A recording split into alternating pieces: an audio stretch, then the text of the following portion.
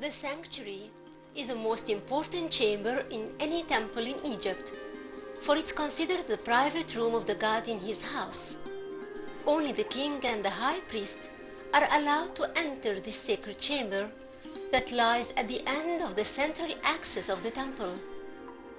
All the rituals performed here revolves around the main god or goddess who resides in his naus in the sanctuary.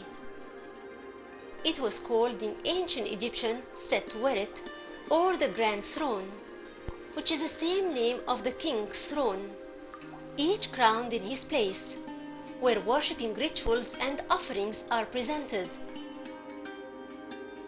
In the middle of the sanctuary, a base or altar was placed for the rest of the naos, or the sacred bark, where the golden statue of the god is placed. It was considered a secret bigger than all the secrets of the world and the nether world, and more hidden than the dwellers of the eternal world. So it has to be sealed and placed in its private dark room. This statue was the center of the daily services of the temple.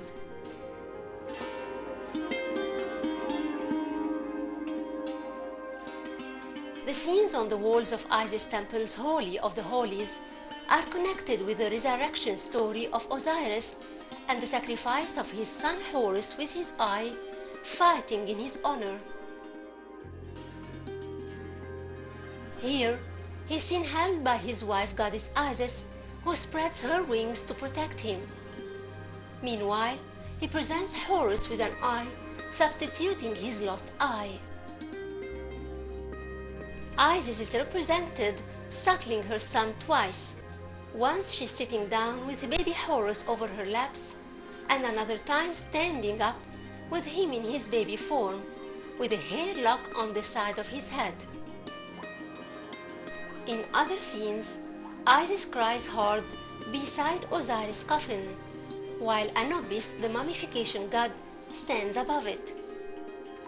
The side rooms have reliefs of Osiris' cult and his resurrection, and an enormous number of offerings presented to him.